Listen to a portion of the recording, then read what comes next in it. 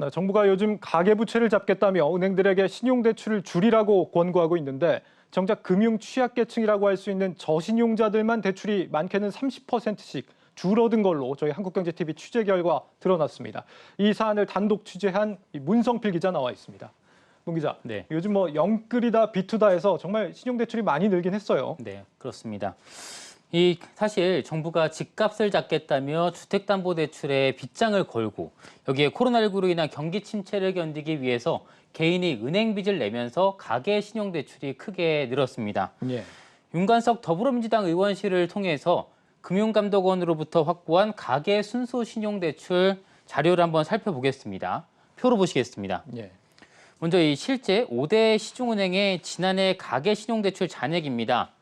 국민은행 23%, 우리은행 21.9%, 신한은행 20.7%, 하나은행 22.4%, 농협은행 20.6% 등 전년보다 20% 이상 늘어난 모습입니다.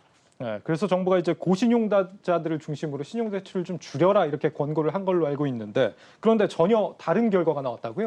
그렇습니다. 이 신용등급별 가계 신용대출 현황을 또 한번 살펴봐야 될 것 같습니다. 이 5개 시중은행을 또 볼 텐데요. 예.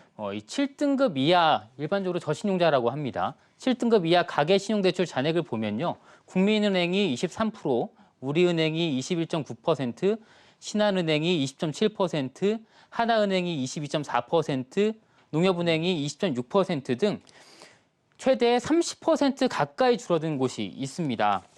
그리고 정도의 차이는 있지만 대부분의 은행이 20% 안팎으로 저신용자 대상 신용대출을 줄인 것을 확인할 수 있습니다. 그렇군요. 반대로 3등급 이하 이상 고신용자 신용대출 잔액을 한번 살펴보겠습니다. 예.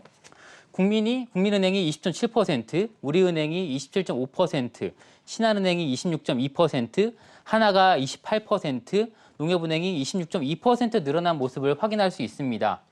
최대 28%, 최소한 20% 이상 고신용자를 대상으로 한 신용대출은 늘린 것을 확인할 수 있습니다. 결국은 줄이겠다는 고신용자 신용대출은 못 잡고 저신용자 신용대출만 줄어든 모습입니다. 정반대의 행보를 보인 건데요. 어쩌다가 이렇게 된 겁니까? 사실 정부가 이 신용대출의 급격한 증가를 우려해서 시중은행들에게 경고를 준 게 9월쯤입니다. 예. 그러니까 주택담보대출에 이어서 가계 신용대출까지 조이면 코로나19로 경제적 어려움을 겪고 있는 사람들까지 급하게 대출이 필요할 때 대출을 받지 못할까 봐 우려해서 이걸 머뭇거린 건데요. 그 사이 풍선 효과로 고소득, 고신용자들은 저금리로 신용대출을 충분히 받은 거죠.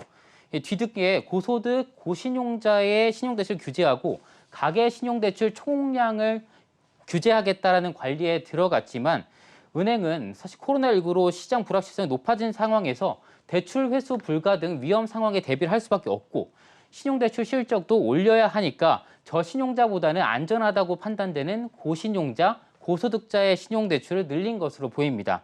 결국 이 집값 잡기라는 목표에만 매몰돼서 앞으로도 인위적으로 이렇게 대출을 손을 댄다면 어떻게 그리고 어떤 형태든지 부작용이 나타날 수 있다. 이런 부분들을 정부가 분명히 우려해야 될 것 같습니다. 네. 한마디로 정부가 이런 풍선 효과에 현명하게 대응하지 못했고 은행들도 공공성을 외면하면서 이런 코로나 시국에 서민들의 동아줄이 되어주지 못했다라는 뜻이군요. 네. 예, 잘 알겠습니다. 정치경제부 문성필 기자였습니다. 잘 들었습니다. 네.